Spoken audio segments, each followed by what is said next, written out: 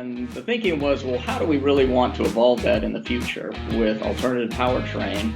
And how can we keep upping the game and really leveling up luxury and leveraging technology to do it?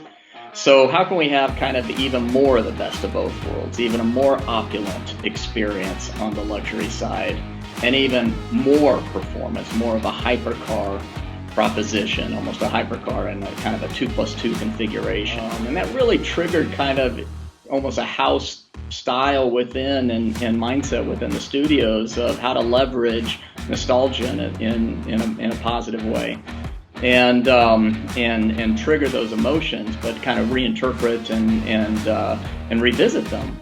And so there was a lot going on with that, and so when we first were crafting it, it was, well, you know, what would complement the product? And so I did a bunch of ideation on what that might be, which then manifested into the 2001 PT Cruiser, which ended up being Car of the Year that year. You know, if you think about the process, the exterior designs are still kind of the same process. We're still, you know, sketching the cars, we're moving them into math. We take that math, we mill that into clays, and then we iterate to perfect it. But the interior is completely different. And now it's how can we optimize the experience, and you can see that in a lot of things.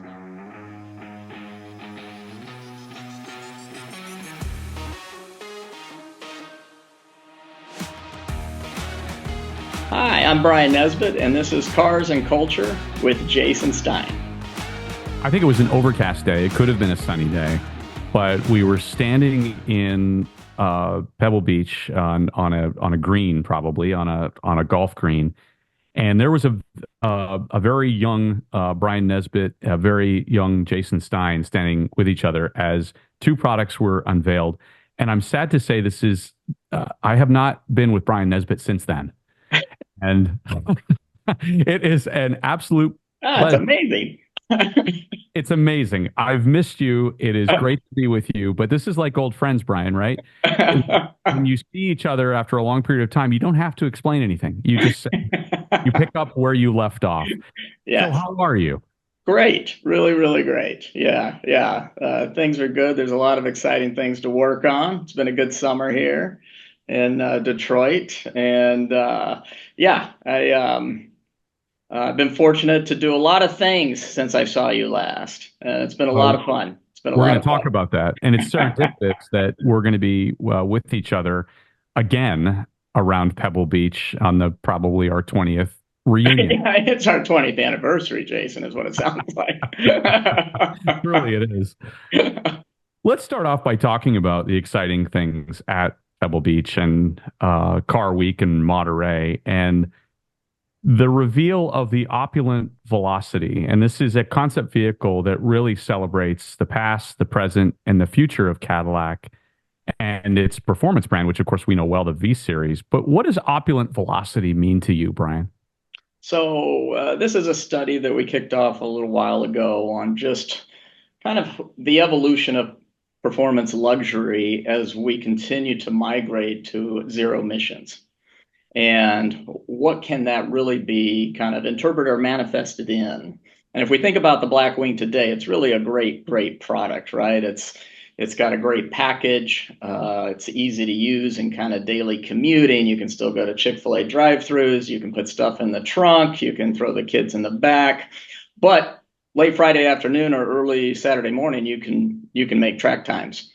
And it's a real performance vehicle. And it's really a neat blend of the luxury of a luxury sports sedan with top-end track performance. And the thinking was, well, how do we really want to evolve that in the future with alternative powertrain?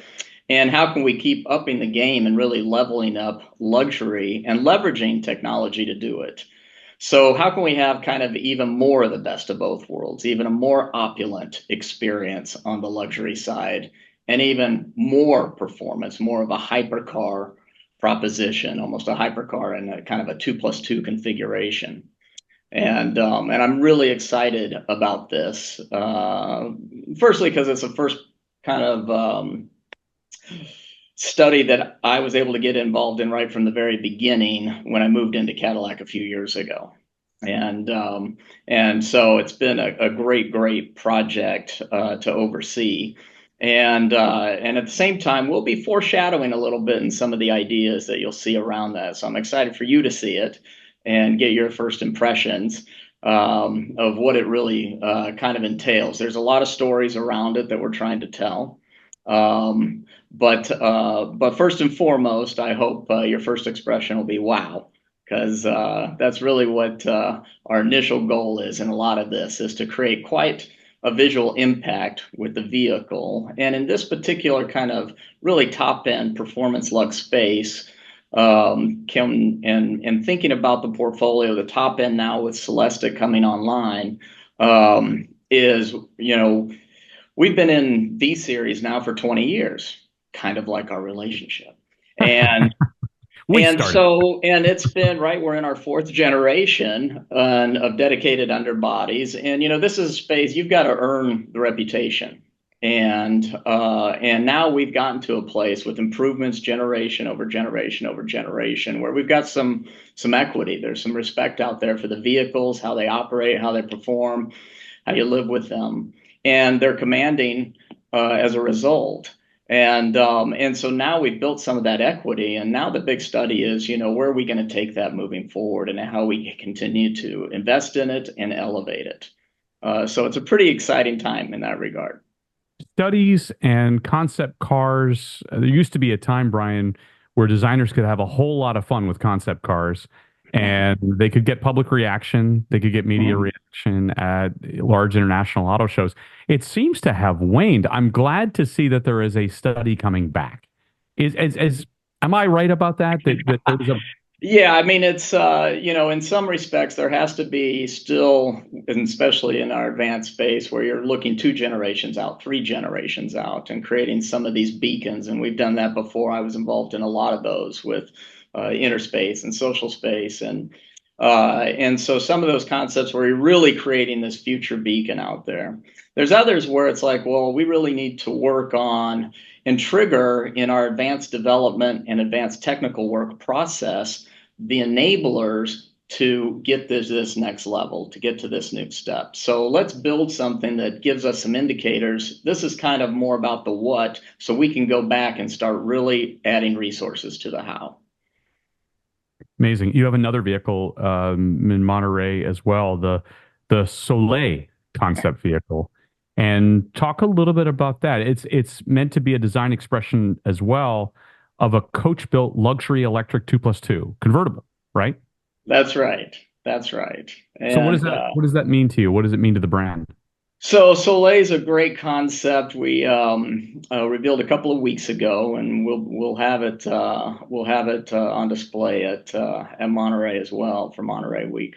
And we're excited about that. It's a beautiful convertible, um, and gives you full electrification, as you said, in kind of this 2+2 package.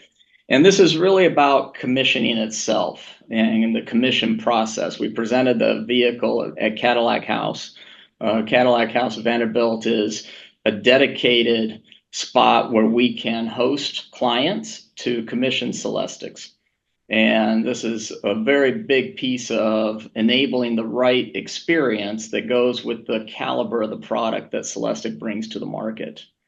And and so what's exciting about SOLLEI is we're looking at really where else can we go in the commission process. And it's an example of kind of a very dedicated, bespoke expression. And that gets into all the things that we can look at in customization, things in the colors, the materials, the finishes, and a study of kind of the value of open air. So we think it's a really neat and exciting kind of execution that deeps into a lot of the different kinds of a little bit of kind of the heritage of the classics and lineage of kind of classic large convertibles of the past, that have a lot of opulence to them, a lot of prestige to them, a lot of scale to them.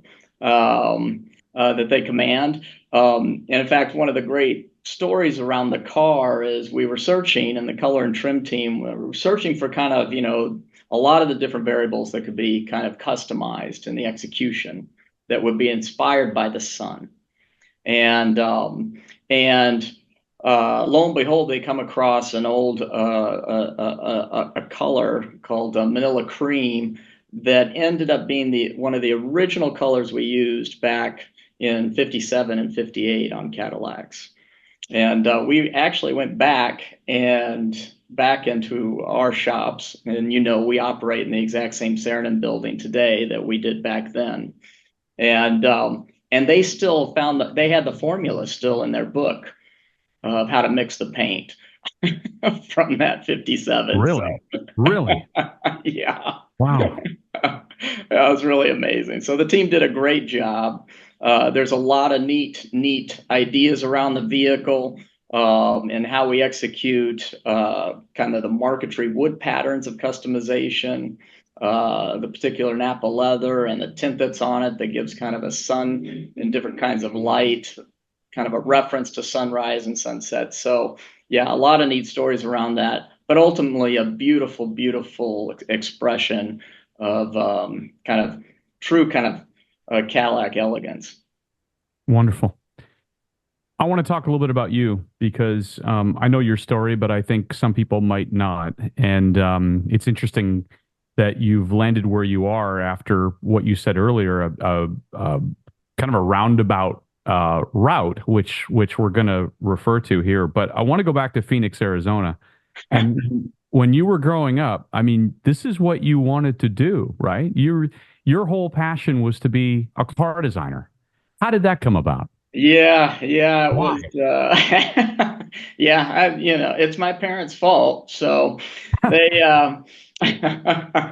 so yeah, I was born and raised in Phoenix, and in fact, I still there's a great picture of my dad when he got my biological parents when they met in high school, and when they right after he graduated, they were dating and just about to get married. And right after they graduated, he bought a '63 split window Corvette, no AC, saved up all his money, had nothing else, but he had that car. Wow. And there's some great. I love these pictures of him back then out in the desert, and photograph, next to the car, and she's taking these pictures of him. And It's American dream. and it's kind of funny because we never really matured to. I assume I just sat on the passenger seat of my mom's lap because there weren't any other vehicle. It was just that vehicle. That was your daily driver. That was his daily driver. Yeah. That's a And first. I mean my parents, my dad's side, my dad and his three brothers were all born in Detroit. My grandfather worked on the Great Lake, had a number of different jobs. He was born up in Marine City, but due to my grandma's health, they all migrated to Phoenix back when the boys were kind of in their early teens, and that's where they've been ever since. So they come from a car town, and specifically GM. In Phoenix, growing up, General Motors always had the best air conditioning in the cars, and so we've owned every GM vehicle I can think of growing up. Well, and And the proving grounds were also right there as that's well. right. That's right. Exactly. So that was one big imprint was my dad, but and as we got older, he once the C3 came out, he unfortunately got rid of his C2, and bought a '69 Stingray, and so I was like, well, and now in hindsight, he hates himself for it, but so I had gotten a book for him from Peter Brock, and I told Peter, just tell him, why didn't you keep my Corvette? But the the other real big imprint, I think, was eventually my parents split when I was still very young, and they were both just kids actually. And my mom kind of packed everything up, and she bought a Gremlin. It was a green Gremlin, and we drove all over the country. and spent time all up and down the West Coast in a number of different states, a number of different people she knew. And I got to really know the country very well as a result. And that was another big influence on me, actually. And then when I was 11, my father was living in LA, and he took me up to Art Center and we took a tour of the school. And at 11, he told me, "Hey, I recognize you're really into cars." And I was sketching cars constantly. Oh, you were. And he's like, "This is where you need to go to school." And so at 11, that became my goal, is to graduate from Art Center, Which you did. which I did. Yeah.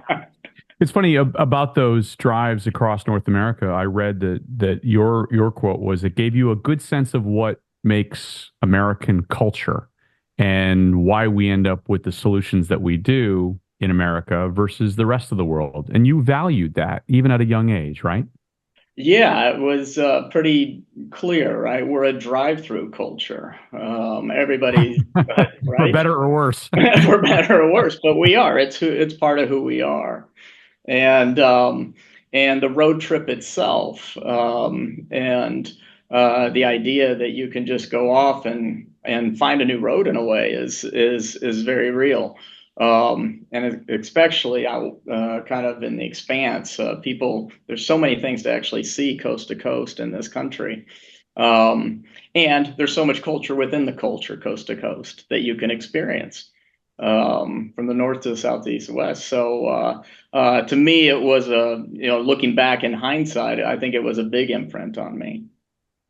What were the car designs you had as posters on your wall? uh, Had to be a Geez, Corvette, obviously. of course, the Countach, of course, the Oh, yes. Countach, the We all did, Brian. 959, the 928. Oh yeah, the Testa. I mean, the Testarossa. Those were kind of those were a lot of the ones on my walls. Yeah. It's funny. I see the 959 now, and I'm like, wow, really? I just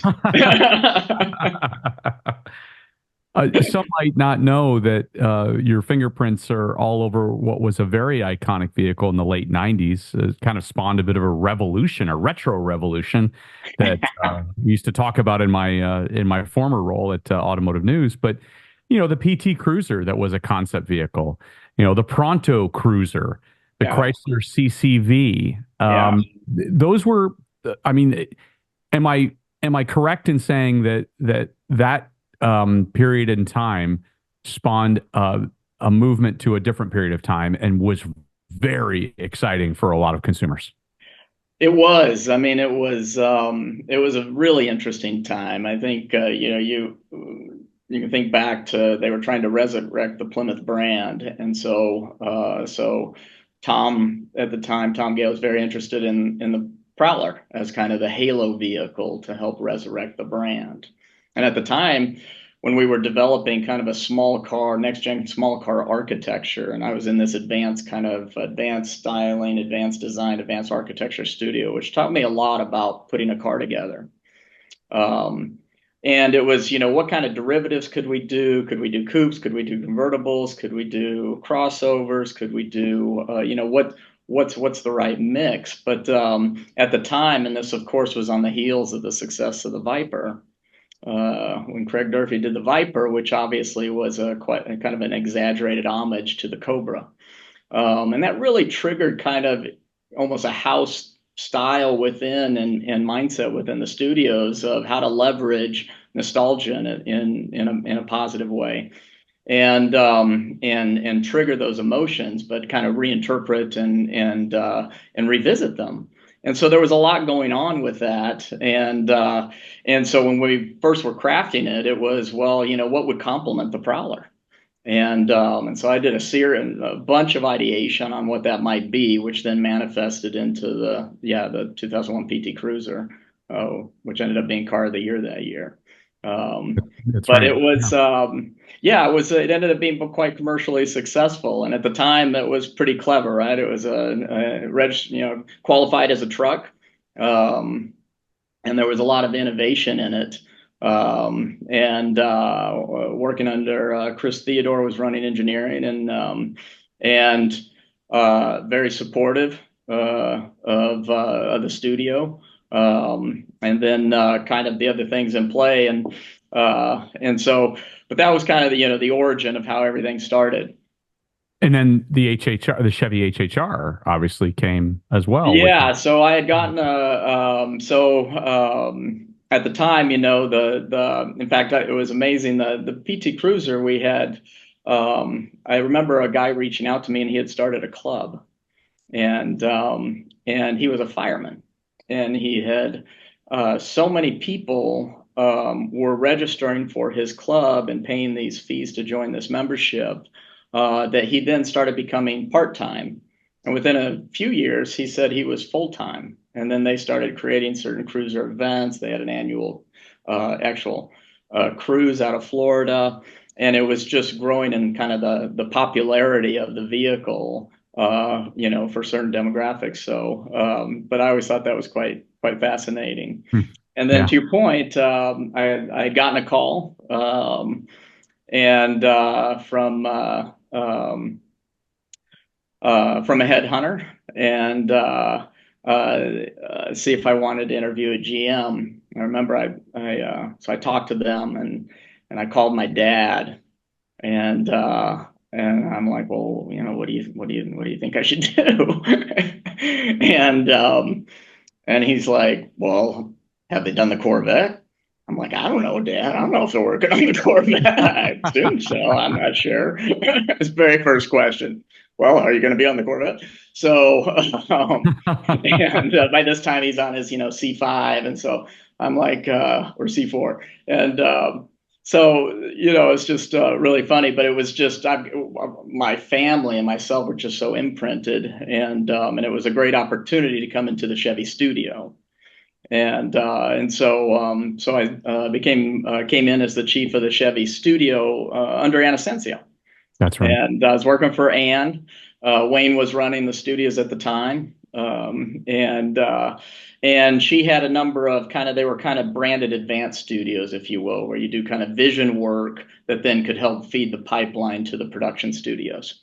And that was kind of the space I was in. So we were doing a lot of vision work, and I immediately wanted to get into where's the Camaro, where's the rear wheel drive Impala, where are they? Where are these great? You go to any kind of aftermarket or anything, and there's like 9 out of the 10 magazines are Chevrolets, and then there's like one for Dodge and one for Ford, and it's like there's so much there, right? And so it's like, oh, we got to get into all these things, and it was a lot of fun, a lot of fun. But sure enough, it wasn't much longer, maybe within about 2 years, that we got the study to come across and say, hey, can you guys create a PT Cruiser? And so, Right. Well, and you also that started within a couple of years. It started a tour through. You went to Europe, and you were executive director of GM Europe Design. yeah, a great privilege, great team. You went back to the U.S. After that. Ultimately, at one point, you went to China, Shanghai, yeah, another Shanghai. great privilege, yeah, for sure. Yeah, yeah, and you know, I think it was gosh, it was 22 years ago that the Automotive Hall of Fame said that they gave you the Young Leadership and Excellence Award, They did, yeah, which yeah, is which was a pretty great heady stuff. And there was a honor. time when you were the young designer in a herd of designers and received all those accolades, designed amazing vehicles, cultural icons. Now, are you the elder statesman of design? Moving into veteranship, yeah, I know, I know you always feel young, but is it your turn to mentor now? So absolutely, you have to mentor. I think as soon as you become when you go from kind of being a maker, where you're designing the car on the boards, you're on the clay, on the floor, on the plates, you're making the designs. Once you migrate to managing creatives and managing the creative process, it's very different. It's more about that influence. It's more about the right balance of when to interject yourself and not micromanaging, because you've got to keep your team empowered, keep them really creative, and really hoping that you're setting up an environment where they feel safe enough where they can challenge the status quo, they can provide ideas you didn't think of that someone else didn't think of, they can cross-reference ideas, and they have that kind of security to do that, because that's where you're going to get the real new fruit, the freshest work. And so that becomes a very different thing as you move. So you're constantly, I think, as a manager, your mentorship is just part of your obligation. You've got to make sure that, and everybody's coming in at a different place, whether it's a new hire, mid-season, or a veteran, that all of those have a role to play, and they're all at kind of a different stage of experience where they can have a certain stage of value. And how can you unlock that value to the most creativity? And so that's a big play relative to how to unlock the teams so they're really creating the best work and enjoying it while they're doing it.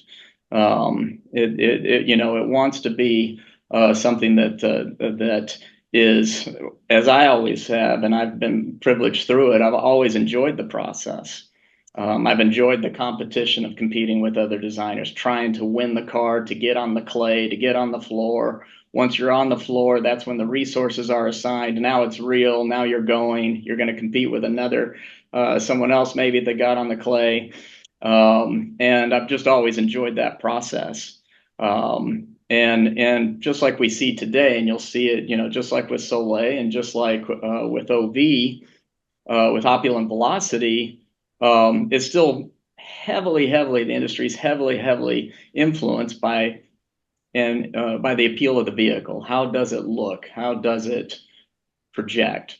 And what are the solution sets around it? And so Europe was a phenomenal opportunity where we did some great work. Some of the greatest opportunities as a chief designer, I was able to, we were taking Saab and moving it all onto global architectures, and that provided me the opportunity to art direct an entire showroom of new Saabs, it was so much fun. We had so much fun. We did the Aero X study in '07, which kicked off very intentionally, bred into a showroom, and all the signature cues and looking at that. And then on the, Opel Vauxhall side, looking at the Opel Insignia.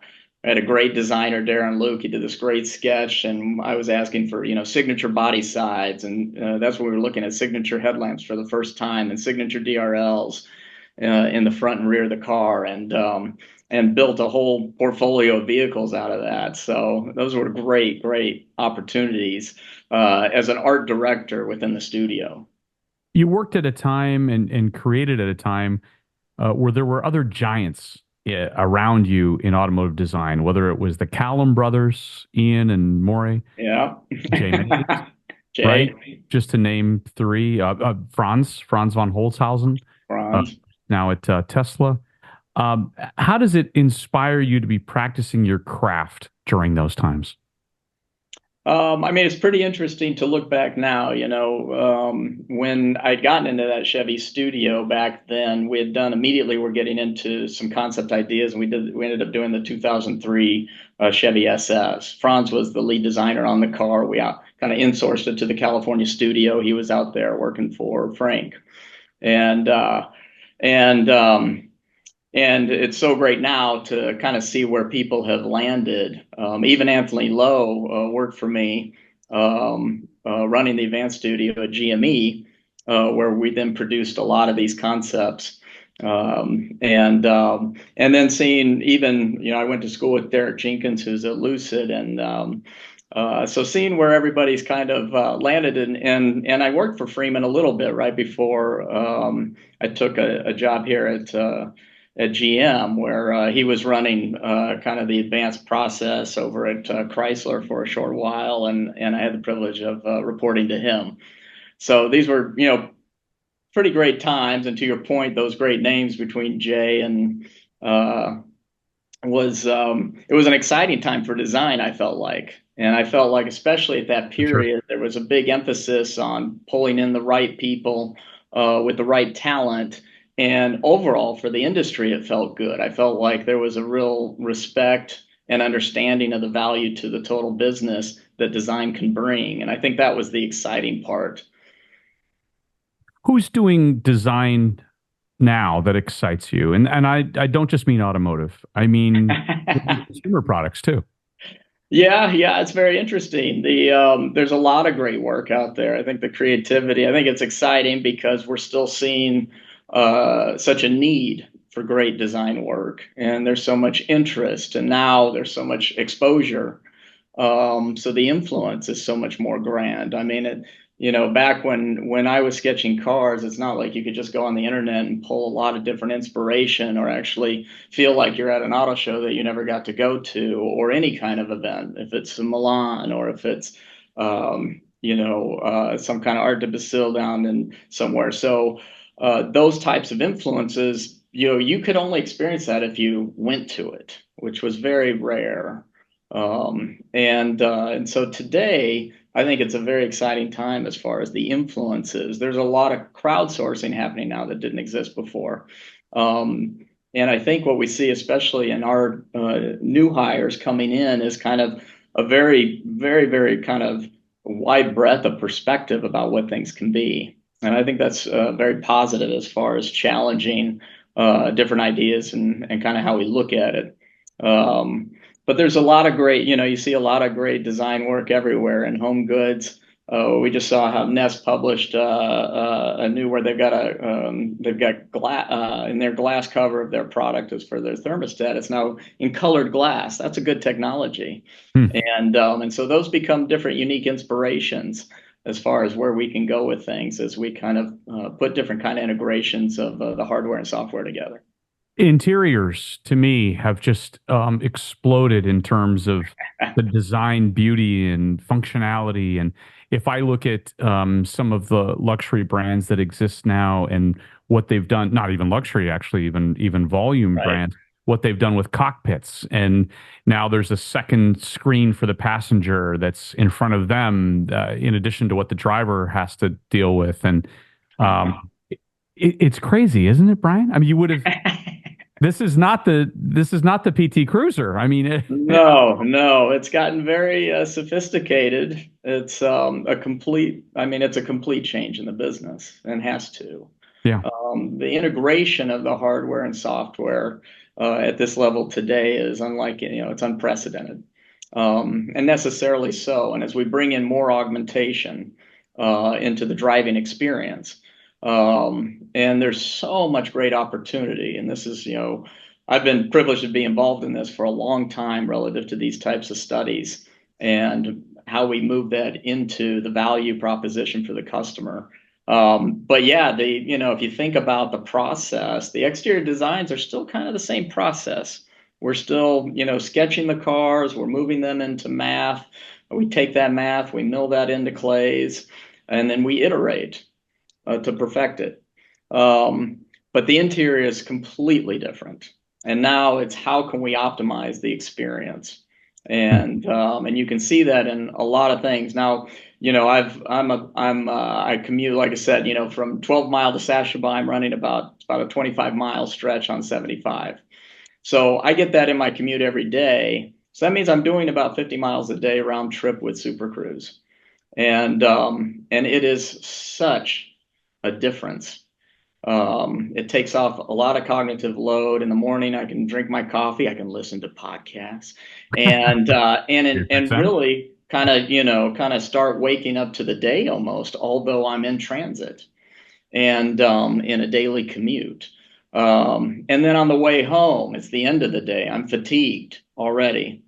And now I'm gonna get into my lyric, and I can then get back home and again super cruise on almost really almost the majority of my route. So that whole change in opportunity is enormous, and it changes everything we think about integrating hardware and software. What are the right things to do? What and at speed? Is this a better way to activate? Should I do it in voice? Should I do it in touch? Should it be a combination of both? Do I do it on the wheel? Do I do it on the console? Do I do it on the touchscreen? Do I gesture it? All of those things now are in play to create the right experience at the right time. And what we've studied moving further, and you'll see a little bit in Opulent Velocity, is how we can leverage technology, because now we're on the threshold of even more phenomenal. We talk about hypercars and power and speed, right? Well, now it's hyper, we're talking about hyper luxury a little bit and how we talk about opulent velocity, but it's also hyper computing power. And it's that hyper computing power that's unlocking this ability to collect data, biometric data, create the algorithms, and on demand react to mitigate or improve, enhance, or elevate in that driving experience in a lot of these different modes. And that's a big message with opulent velocity. You've got an opulent mode, essentially, let's say Gen 2 Super Cruise, Gen 3 Super Cruise. And then you've got a velocity mode where the tech can actually help engage you to be more focused and in a safer way at speed and leveraging the tech to do that. And that's a whole new world in the business. Will AI change how design is done? Absolutely. I think Or it's a I think we already see it in the schools. We already see it as the influences of how it can be leveraged. Um, it used to be that a designer, they'd say, okay, I've got a proposition and I'm going to create a trend board, they used to call it. And I'm going to cut out pictures from magazines. And this is kind of the look and feel I want. This is the spirit I want, the energy I want. This is kind of the persona I want of this product. And they do it for whether it was cars or maybe they're even a coffee maker, but what's the kind of the persona? And and nowadays they can basically leverage and crowdsource through AI a lot of that trend boarding and instantly create videos, animations that then reflect the look and feel. And that can be very, very informative and hyper efficient in how they do that so that then they can spend the majority of the time just working on the design. So we've seen a lot of different use cases, and I think that'll continue to proliferate for sure. if it's true, and I'm not necessarily saying that it is true, but if it's true that today's generation doesn't care about cars or driving, I'm not saying that's Are you true. saying they're not listening to us right now? Right. Right. Well, they like listening to radio, but where do you go to get the next generation of designers? So we spend a lot of time looking at, we've got thankfully, a pretty big footprint. We've got a new UK studio in Leamington Spa, just north of London. We just moved our West Coast studio from NoHo to Pasadena with an expansion. And we're very, very excited about that. That just now got online. We have a studio in Seoul, Korea. We have a studio in Shanghai. And so we've got a nice footprint where we can source talent from different types of around the world in each hemisphere. So we still see we hear those things about the generation. But I'm still pleasantly and excitedly kind of not so much surprised, but just I guess excited and that look at the reactions that we see in Instagram from different types of influencers and followers, people like Supercar Yeah, Blondie, it's true. Yeah. and there's many of them, and the content, guess what? It's automotive. It's about cars. Yep. So I Yep. find this very, very interesting. And As do I. you can follow yourself. You can go down and start going into all the racing that Red Bull sponsors. And Yep. you get down and you find, wow, wait, down in Cape Town, there's this special type of sport they do where they like thrift out a 3 series and they do all these kinds of very, very elaborate driving as a performance, and then they rate each other on it and contest on it. And the enthusiasm for the automobile, I don't see it letting up because of those indicators. Yeah. Good. And that makes me feel good. Yeah, me too. Let's go through just in the minutes that we have remaining. Let's go through a few sort of quick hitter questions, if you will. Okay. Favorite color to show a car's proportions and lines? Oh, well, the standard is we do silver foil and silver, what we call silver dynoc. That's standard issue as far as getting a car, rolling it outside, and seeing how the sun is reacting and the reflections are reacting to the surface. Yeah. I'm a big fan of silver. I love silver. So I'd say it is one of probably my favorite automotive color. If I was Jay and I broke down and bought a Ferrari, I'd want a silver one probably. And probably my favorite car of all time for as vintage for GM would be the '63 split window, but it would have to be the Sebring Silver. Sebring Silver, yeah. Favorite place, Bryan, to drive one of your cars? Oh, I love the route coming down out of Utah down into New Mexico. It's a great 2 lane that ends up in Taos down into Santa Fe, and it is gorgeous, and you can hustle, and it's serpentine the whole way. It's really a great one. Best car event that you go to? Best car event? Oh, there's Next. one overseas that's pretty good. Oh, yeah. Yeah. Goodwood. I had when I was living in outside of Frankfurt and was working in Rüsselsheim, and so Goodwood is the gig over there, and that was still back in the day when the Frankfurt Auto Show, the was still just an amazing event. But I'd never been to an automotive event like Goodwood. I think it is absolutely the premier enthusiast gathering. So we've just recently had Jeff O'Neill on the program, actually for the second time because he was on 2 years ago.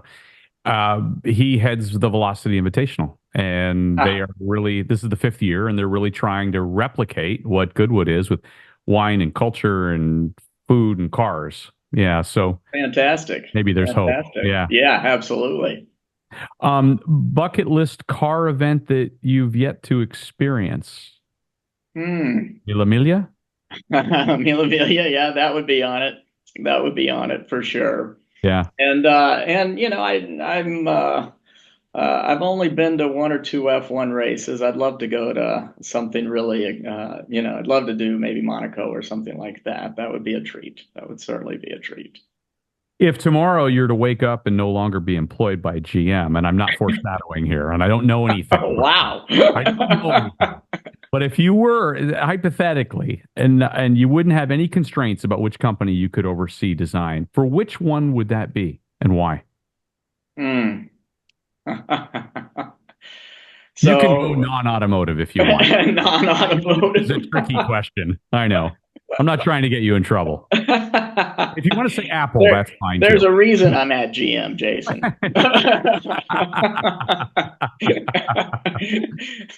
It's a pretty special place. Yeah. And for me, my like I said, I think I really think in automotive history, the '63 is probably in the American genre of execution. And I mean, most of the great cars were all done in the '60s anyway. But yeah, it's a special place. Yeah, it's a special place. What do you think? So we talked about him earlier, Franz, who worked alongside you. I think he was working on the Pontiac Solstice, right? Franz was working for me. We had we were doing the Sky and the Solstice, right? It was down. We were down at the end of the building, down in a studio. And at the time, it was kind of let's keep it segregated, keep it secret. So we didn't run it in the normal Pontiac studio, and we had them. And then we wanted to run them nose to tail, and kind of because we were working on kind of the strategy of the execution between the two. But he's now a designer at Tesla. So I want your honest opinion on this, the Cybertruck.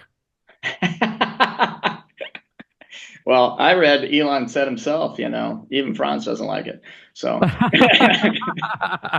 I read that too, actually. Got it. What are you most looking forward to at Pebble Beach? Besides products. Yeah. I mean, Pebble, I think especially on these shores, I mean, Pebble, Monterey Week, I just think is a phenomenal event. It starts with Motorlux. And then you get into a lot of great auctions going on that are pretty exciting to witness. And then you've got Saturday, you've got the track, which is typically always a treat. I mean, to see a lot of the vintage cars run around a track is is it's really entertaining. Yeah. And especially the stuff that doesn't look like it can go around a track. Right. And at least not safely, Jason.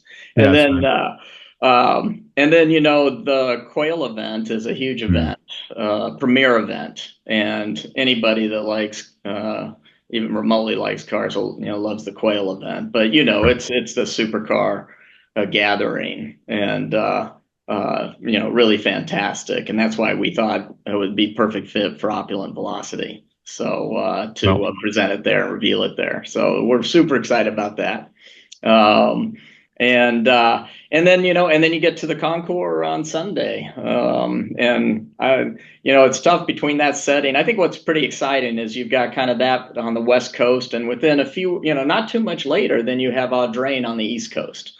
And I think Jay's done a great job helping prop that up, and it's a beautiful setting, and the Breakers is fantastic. It's a great place, and it's a nice scale. It's very intimate. Yeah. Great people. So I think it's pretty exciting that we actually can enjoy both, and they're both at kind of both ends of the country, and they're actually quite close to each other. So, Bryan, I will see you again next week for our 20th anniversary, you and I. And congratulations on your success at GM these last couple of decades, and also what you'll show during Car Week. It's been a pleasure to have you on the program. Jason, thanks so much. It's been a pleasure talking. It's so good to see you again. I can't wait to talk next week. Great. Thank you, Bryan. All right. Thank you. Thank you.